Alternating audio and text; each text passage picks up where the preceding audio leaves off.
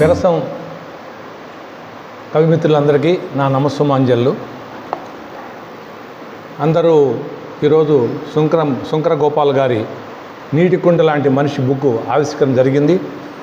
మరి దీంట్లోనే వారు చాలా బాగా 2-3 సార్లు వారి యొక్క విశ్లేషణలు అవి కూడా వినున్నాము. టౌన్ హాల్లో చక్కగా విశ్లేషిస్తారు. మరి ఈ బుక్ నా చేతికి వచ్చింది, కొన్ని చదివాను. కానీ ఇక్కడ ఏది చదువుదాం అనిపించి ఒకసారి ఓపెన్ చేశాను. నువ్వు నేను ఒకటే అనేది వచ్చింది.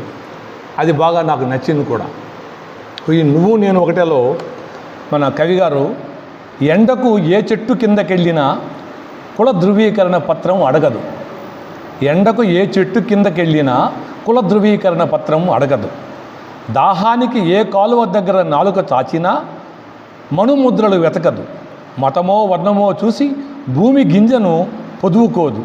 గుడి మసీదు చర్చి చిరునామాలు వెతికి మేఘాలు వర్షాన్ని పంపవు. చూడండి, ఈ కవి మరి సాంఘిక అసమానతలు ఉన్నటువంటి ప్రపంచాన్ని పక్కకు తోలటానికి, పక్కకు పంపించడానికి ఆయన మనకి ప్రకృతిలో ఉన్నటువంటి ఏవైతే ఉన్నాయో అన్నీ కూడా చాలా చక్కగా, మరి చెట్టు ఎటువంటి కుల సర్టిఫికేట్, క్యాస్ట్ సర్టిఫికేట్ అవసరం లేదు, మరి నీడనిచ్చేస్తూ ఉంది. అదేవిధంగా నీటిగా దాహార్తిగా ఉంటే కాలువ దగ్గరికి పోతే నువ్వెవరయ్యా, నువ్వెవరు అని నీకు చూసి ఇవ్వట్లేదు.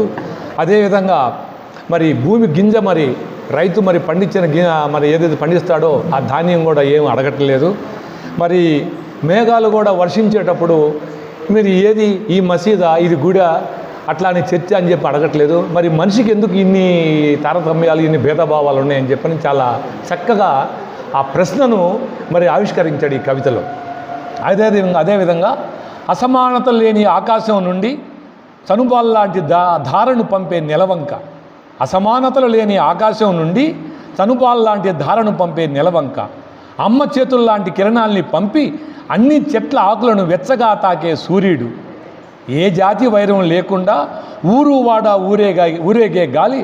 అంటరానితనం లేని ప్రకృతికే లేని అంటరానితనం ఈ మనుషులకు ఎందుకు అని చక్కగా సూటిగా ప్రశ్నించకుండా పరిసరాల్లో ఉండేటువంటి ఏవైతే వస్తువులు ఉన్నాయో వాటిని తీసుకొని చాలా చక్కగా ఆవిష్కరించారు కవి శంకర గోపాలయ్య గారు. మరి ఇంకా అంటారు, మనిషిని చూడగానే ముందుకు రావాల్సిన చేతుల్ని ఏ బంధనాల్లో వెనక్కి కట్టడం అసహ్యంగా ఉంది. మనిషిని చూడగానే ముందుకు రావాల్సిన చేతులు ఏ బంధనాల్లో వెనక్కి కట్టడం అసహ్యంగా ఉంది. చూడగానే పువ్వుల్లా విచ్చుకోవాల్సిన పెదవులు గాలి తీసిన బెలూన్లా ముడుచుకోవడమే విషాదంగా ఉంది. ఎవరన్నా అన్నార్థులు వచ్చి అయ్యా బాబు అంటే చేయి దాచితే మరి మానవతా దృక్పథం, మరి మనిషి అంటేనే ముందు మానవత ఉంటేనే మనిషి, అట్లాంటి బాగా కరువైపోయినాయి, ఏమీ లేవు. చూడండి, మరి అక్కడ అసహ్యంగా వెనక్కి ఆయన ఆపుకుంటున్నాడు, పక్కకు వెనక్కి వెళ్ళిపోతున్నాడు. అదేవిధంగా పెదవులు కూడా మరి అయ్యా ధర్మం అంటే కూడా అది చూసి పెదవులు కూడా మౌనంగా ఉన్నాయి అని చాలా చక్కగా చెప్పారు మన కవి శంకర గోపాల్ గారు. మాట కలిపిన వంతెనలు కట్టాల్సింది పోయి కంచెల్ని గోడాల్ని కట్టే గుండెల్ని చూసి జీవం లేని రాళ్లే నవ్వుతున్నాయి. మాట కలిపిన వంతెనలు కట్టాల్సింది పోయి కంచెల్ని గోడల్ని కట్టే గుండెల్ని చూసి జీవం లేని రాళ్లే నవ్వుతున్నాయి. చూడండి, మరి రాళ్ళు నవ్వుతున్నాయి అంటున్నాడు. మరి రాళ్ళు నవ్వటం ఏంటి? రాళ్ళు నవ్వుతాయి, రాళ్ళు నవ్వవు. మరి ఆ రాళ్ళు కూడా అన్ని మంతి కలిపిన వంతెనలు కట్టాల్సిందే, అవి కట్టట్లేదు అంటే మనుషుల్ని అనమాట. గోడల్ని అవన్నీ కూడా చూసేసి ఏదైతే చేస్తాయో ఆ రాళ్ళతోటి అవన్నీ కూడా ప్రతిస్పందించి అవి నవ్వుతున్నాయంట. అంటే మానవులు సరిగా లేరు, మనమే బెటర్ అని చెప్పి ఆ రాళ్ళు చెప్తున్నట్టుగా అర్థం అక్కడ. అదేవిధంగా ఇరుకైపోయిన నీ డిఎన్ఏని విశాలం చేసి చూడు. తొల్లిటి మానవుడి రక్తం మాంసంలా కొనసాగింపే నువ్వు నేను. ఇరుకైపోయిన నీ డిఎన్ఏ, నువ్వు మానవుడివి కదా. ఇప్పుడు మానవ పరిణామ క్రమంలో ఎన్నో పరిణామాలు వచ్చాయి. ఆ పరిణామాలన్నీ కూడా అప్పుడు తిండి లేక మానవుడు వేటాడేవాడు. ఇప్పుడు మనం చదువుకున్నాము, జ్ఞానం అన్నీ విజ్ఞానం ఉండి కూడా మనం ఇంకా అదే దాంట్లో ఉన్నాము. నీ డిఎన్ఏ టెస్ట్ చేసుకో, నువ్వు మనిషిగా మారు అని చెప్పని నీటి కుండ లాంటి మనిషి అంటూ చెప్తూ తన నువ్వు నేను అనే కవిత చాలా చక్కగా చెప్పాడు. నాకు చాలా చక్కగా నచ్చింది. నాకు అంత విశ్లేషణ చేసేటువంటి పరిజ్ఞానం తక్కువే, కానీ నచ్చింది కాబట్టి మీ ముందు వచ్చి దీన్ని మీకు చెప్పాను. Thank you one and all. కవి మన మట్టి కవి, మన స్నేహితుడు, మన అందరివాడు, మన తెలుగు నేల చేసుకున్న అదృష్టవంతుడు మన గోపాల్ గారి 2వ కవితా సంపుట్లోని నీటి కుండ లాంటి మనిషి అనే దానిలో 100వ పేజీలోని ఒక కవితను నేను చదవబోతున్నాను. మన లోపలి తోటల్లోకి.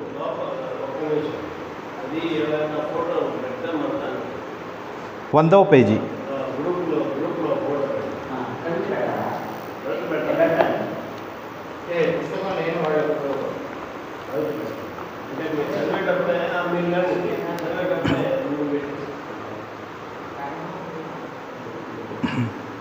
గోపాల్ గారి 100వ పేజీలోని మన లోపలి తోటల్లోకి. మనిషి లోపల ఒక తోట ఒకటి ఉంటుంది.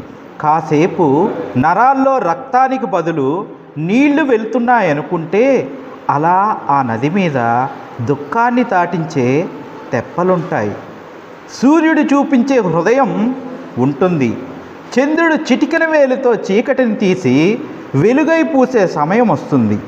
అప్పుడు అక్కడ చెట్టు లాంటి మనిషి, నది లాంటి మనిషి, పువ్వు లాంటి మనిషి పరిమళాన్ని మోసుకెళ్ళే తోటమాలవుతాడు. అలా ఆ తోటని చెవి ఒగ్గి వినాలే గాని ఆదిమ గానం ఒకటి మనల్ని తింసా నాట్యం ఆడిస్తుంది. లోపల బయట నిర్మించుకున్న పంజరాలు పుటుక్కున విసిగిపోయి తీగలు తీగలుగా తోట విస్తరిస్తుంది. లోపల ఉత్సవం పసిబిడ్డలా నవ్వుతుంటే నిన్ను కేంద్రకం చేసుకున్న భూమి చెట్ల ఆకుల సవళ్ళకి నీటి అలల చప్పుళ్ళకి గిల్లరి చేయడం మొదలెడుతుంది. నీలో ఒక అంతర్వాహిని ఉందిరా మహాప్రభో. సారవంతమైన మట్టి ఉంది. ఎగిరే సీతాకోక చిలుకలున్నాయి. చిరునవ్వు లాంటి ఆ చల్లని గాలి వీస్తుంది. 4 చినుకులు కూడా రాల్తాయి. సతత హరిత మానవత్వపు గింజలు నాటు. నీడలు నీడలుగా అల్లుకో. పోటెత్తే రక్తమిప్పుడు యుద్ధాల్ని బహిష్కరిస్తుంది. అలా నీ చేతుల్లో చూడు శాఖలుంటాయి. నువ్వు గట్టిగా అనుకోవాలి కానీ అక్కడి నుంచి పూలు పూస్తాయి. ఆ శాఖల మీద పక్షులు వాల్తాయి. ఎగురుతున్న పక్షులు రెక్కల కుంచెలతో ఆకాశానికి నేలకు మధ్య కొత్త లిపిని రాస్తున్నాయి. రాతి గుండెలోంచి రోజా పూలు పుట్టించేవాడే శంకర్ గోపాల్. Hats off Gopal. అతి త్వరలో నీకు కేంద్ర సాహిత్య అకాడమీ అవార్డు ఆలస్యంగా అయినా త్వరగా రావాలని కోరుకుంటూ మీ ఆయనకోట రవికుమార్, నెల్లూరు పెన్నా రచయితల సంఘం. Thank you. సభా సరస్వతికి నమస్కారం. సాహిత్యంతో సాయంత్రం కార్యక్రమానికి విచ్చేసిన పెద్దలందరికీ నా యొక్క నమస్సుమాంజలి. ముఖ్యంగా శంకర గోపాల్ గారి బుక్ నా దగ్గరికి రాలేదు సార్. ఖచ్చితంగా తీసుకుంటాను. దాంట్లో కవితలైతే ముందు చదివినటువంటి కవివర్యుల కవితలు చూస్తేనే తెలుస్తుంది దాంట్లో ఉన్నటువంటి టాలెంట్ ఎంత ఉందో. కాబట్టి నాకు ఖచ్చితంగా ఒక బుక్ కావాలి Sridhar sir. Okay, thank you. నా పేరు వన్నం బ్రహ్మయ్య. పిఎన్ఎం నగరపాలక సంస్థ ఉన్నత పాఠశాల ఎస్ఏ ఫిజికల్ సైన్స్ టీచర్. నేను చదవబోయే కవిత శ్రీశ్రీ రాసినటువంటి మహాప్రస్థానంలోనిది. కవితా ఓ కవిత. కవితా ఓ కవిత. నిగూఢ నిశ్శబ్ద నడిరాత్రి వేళల్లో, ప్రశాంత ఏకాంత సుప్త ప్రదేశాల్లో నన్నెందుకు మేల్కొలుపుతావు? నా హృదయ కవాటాలను ఎందుకు తడతావు? కల్లోల సాగర ఘోషల, జంఝానీల భీకర శబ్దాల్లా నా మనోవీధిలో ఎందుకు ప్రవహిస్తావు? కల్లోల సాగర ఘోషల, జంఝానీల భీకర శబ్దాల్లా నా మనోవీధిలో ఎందుకు ప్రవహిస్తావు? నిన్నటి దాకా నిద్రించిన నాలో నేడెందుకీ నవీన స్పందన, ఈ అపూర్వ ఆవేదన? కవిత ఓ కవిత, నువ్వు నడిచే దారిలో నక్షత్రాల పొడులు రాలుతాయా? నువ్వు పలికే పలుకుల్లో అమృత బిందువులు కురుస్తాయా? లేదు లేదు. నువ్వు గాయపడిన గుండెల నిట్టూర్పువు. నువ్వు ఆకలితో అలమటించేవాని ఆక్రందనవు. నువ్వు బానిస సంఖ్యల ఘనధ్వానానివి. నువ్వు విప్లవ శంఖారానివి, శంఖారావానివి. నా కలం నుండి జాలువారే ప్రతి అక్షరం ఒక అగ్నికణం కావాలి. నా గొంతు నుండి వెలువడే ప్రతి శబ్దం ఒక పిడుగుపాటు కావాలి. శ్రమజీవుల చెమట చుక్కల్లో, దీనజనుల కన్నీటి ధారల్లో నీ ఉనికిని నేను చూశాను. శ్రమజీవుల చెమట చుక్కల్లో, దీనజనుల కన్నీటి ధారల్లో నీ ఉనికిని నేను చూశాను. నీ రూపాన్ని నేను కనుగొన్నాను. కావున ఓ కవిత, నన్ను విడిచిపోకు, నన్ను నిరంతరం వెంటాడు. సమాజపు చీకట్లను చీల్చడానికి నా అక్షరాలను ఆయుధాలుగా మార్చు. కవిత, ఓ కవిత, నీవే నా శ్వాస, నీవే నా ధ్యాస, నీవే నా జీవన పరమార్థం. ఈ కవితలో శ్రీరంగం శ్రీనివాసరావు గారి మార్కు స్పష్టంగా కనిపిస్తూ ఉంది. ఇది మహాప్రస్థానం కావ్యంలోనిది. కవిత, ఓ కవిత అనేది ఒక శిఖరం లాంటి కవిత. కవిత్వానికి అంతకు ముందున్న పాత నిఘంటువులను, అలంకార శాస్త్రాలను తుడిచిపెట్టేసి ఆధునిక యుగంలో కవిత్వానికి ఒక నూతన ప్రవేశికను, సరికొత్త సిద్ధాంతాన్ని ఈ కవిత ద్వారా మన శ్రీశ్రీ గారు ఆవిష్కరించారు. ఇక సమీక్ష విషయానికి వస్తే, కవిత, ఓ కవిత విప్లవ కవిత్వ శంఖారావం. తెలుగు సాహిత్యాన్ని శ్రీశ్రీకి ముందు, శ్రీశ్రీకి తర్వాత అని రెండుగా విభజించవచ్చు. రాజుల వైభవాలను, ప్రకృతి అందాలను, ఆకాశంలోని చందమామను వర్ణించడమే కవిత్వం అనుకుంటున్న ఆ రోజుల్లో కవిత్వాన్ని భూమి మీదకి అట్టడుగు మానవుడి చెంతకు తీసుకొచ్చినటువంటి యుగకర్త మన శ్రీశ్రీ అనే చెప్పుకోవాలి మనం. వాస్తవంగా ఆయన అంతరంగాన్ని పూర్తిగా ఆవిష్కరించిన కవిత కవిత, ఓ కవిత. ఇది కవిత్వ స్వరూప స్వభావాలను ప్రశ్నిస్తూ కవిత్వ పరమార్థాన్ని సమున్నతంగా చాటి చెప్పిన ఒక అద్భుత సృష్టి. ఇక కథావస్తు విషయానికి వస్తే, దీంట్లో ప్రధానంగా ఉండేటటువంటి నేపథ్యం ఏందనంటే, ప్రధాన వస్తువు కవిత్వపు పుట్టుక, దాని సామాజిక బాధ్యత. కవిత్వం అనేది కేవలం ఒక మేధో విలాసం కాదు, అది ఒక సామాజిక చైతన్యం. మేధో విలాసం కాదు అని అంటే, ఇంతకుముందు కవులు వాళ్ళు కవిత్వాన్ని ఒక విలాస వస్తువుగా చూసేవాళ్ళు. వాళ్ళ మానసిక ఉల్లాసానికి రాసుకునేటటువంటి వాళ్ళు. అంతేగాని సమాజపు పోకళ్ళు ఎలా ఉన్నాయి, ఏంది అనేటటువంటి విషయం మీద రాసినటువంటి సందర్భాలు గతంలో లేవనే చెప్పాలి ఒక రకంగా. చాలా సందర్భాల్లో అది ఒక సామాజిక చైతన్యం. సమాజంలోని రుగ్మతలను, ఆకలిని, దోపిడీని ఎదిరించే ఆయుధమే కవిత్వం కావాలంటాడు ఆయన. ఈ కవిత యొక్క ముఖ్య ఉద్దేశం తనలోకి చొరబడుతున్న కవితావేశాన్ని అదుపు చేయలేక దాంతో కవి జరిపిన ఆత్మిక సంభాషణే ఈ కవిత. అంటే అతను ఆ ఆత్మతో మాట్లాడుకుంటున్నాడు ఎలా ఏంటి అనేది. ఇకపోతే దీంట్లో కవితావేశం యొక్క తీవ్రత ఎలా ఉంది ఏంటి అని అంటే, నిగూఢ నిశ్శబ్ద నడి రాత్రి వేళల్లో నా హృదయ కవాటాలను ఎందుకు తడతావు? నిగూఢ నిశ్శబ్ద రాత్రి వేళల్లో నా హృదయ కవాటాలను ఎందుకు తడతావు? కవిత్వ సృష్టి అనేది ఒక ప్రసవ వేదన లాంటిది.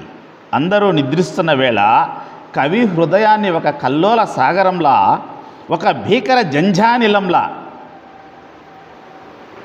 కవితావేశం ముంచెత్తుతుంది. జంఝానిలం అంటే ఒక పెనుగాలి లాంటిది, పెనుగాలి, భయంకరమైన తుఫాను గాలి లాంటిది. సమాజం వైపు చూసేలా చేసే ఆ నవీన స్పందనే కవిత్వానికి మూలం అని శ్రీశ్రీ ఇక్కడ అద్భుతంగా ఆవిష్కరించారు. ఇకపోతే పాత భావజాలంపై తిరస్కారం. ఇతను పాత భావజాలంపై తిరస్కారం ఏంది అని అంటే, నువ్వు నడిచే దారిలో నక్షత్రాల పొడులు రాలుతాయా? లేదు లేదు. నువ్వు నడిచే దారిలో నక్షత్రాల పొడులు రాలుతాయంటే, పూర్వకాలంలో దేవతలు పుష్పవర్షం కురిపించారని అంటారు కదా. ఈయన ఏంటంటే దాంట్లో నాస్తికత్వాన్ని చొప్పించి ప్రశ్నిస్తున్నాడు అక్కడ. నువ్వు నడిచే దారిలో నక్షత్రాల పొడులు రాలతాయా? లేదు కదా అని దాని అర్థం. సాంప్రదాయ కవుల కవిత్వాన్ని ఒక దేవతగా, ఆకాశంలో విహరించే ఒక అమృత మూర్తిగా భావించారు. కానీ శ్రీశ్రీ ఆ భావన నిర్ద్వందంగా తిరస్కరించారు. కవిత్వం ఆకాశంలో లేదు, అది నేల మీద ఉందన్నారు. నక్షత్రాల పొడులు రాల్చడం కవిత్వం యొక్క పని కాదు. గాయపడిన గుండెల నిట్టూర్పులను వినిపించడం కవిత్వం అసలైన నైజం అని చెప్తారు ఆయన. ఇకపోతే ఇందులో అభ్యుదయ కవి కాబట్టి ఆయన శ్రమజీవుల పక్షపాతాన్ని ఎలా చూపించాడు ఏంది అని అంటే, సాధారణంగా ఆయన మార్క్సిస్ట్. దాని ప్రకారం సామ్యవాదం వైపు నడిచినటువంటి వ్యక్తిగా శ్రీశ్రీ ఆయన ఏమంటాడంటే, ఆయన కవిత్వ దేవతను తాజ్మహల్ అందాల్లోనూ పూదోటల్లోనూ వెతకలేదు. చెమటోడ్చే శ్రమజీవుల కష్టంలో, ఆకలితో అలమటించే వాని ఆక్రందనలో, బానిస సంఖ్యల ధ్వనుల్లో కవిత్వ రూపాన్ని చూశారు. కవిత్వం ఎప్పుడూ పీడితుల పక్షానే నిలబడాలనే ఒక గొప్ప అంతర్జాతీయ సందేశాన్ని ఆయన ఈ కవిత్వంలో మనకు అందించారు వాస్తవంగా. ఇకపోతే ఇందులో శిల్ప నైపుణ్యం మరియు శైలి ఎలా ఉంది? ఛందస్సుల బంధనాలను తెంచుకొని వచన కవితా శైలిలో నడిచే ఈ కవిత ఆధునిక కవిత్వానికి ఒక కొత్త బాటను వేసింది. అదేవిధంగా దీంట్లో ఉపయోగించినటువంటి శబ్దశక్తి ఎలా ఉంటుందంటే, జంఝానిలం, హృదయ కవాటాలు, విప్లవ శంఖారావం, అగ్నికణం వంటి పదునైన పదాల ప్రయోగం వల్ల కవిత చదువుతుంటేనే మన రక్తం ఉరకలేసే విధంగా ఉంటుంది. ఆ పద ప్రయోగం చూస్తే అంత గొప్పగా ఉంటుంది ఆయన వాడినటువంటి పదాలు.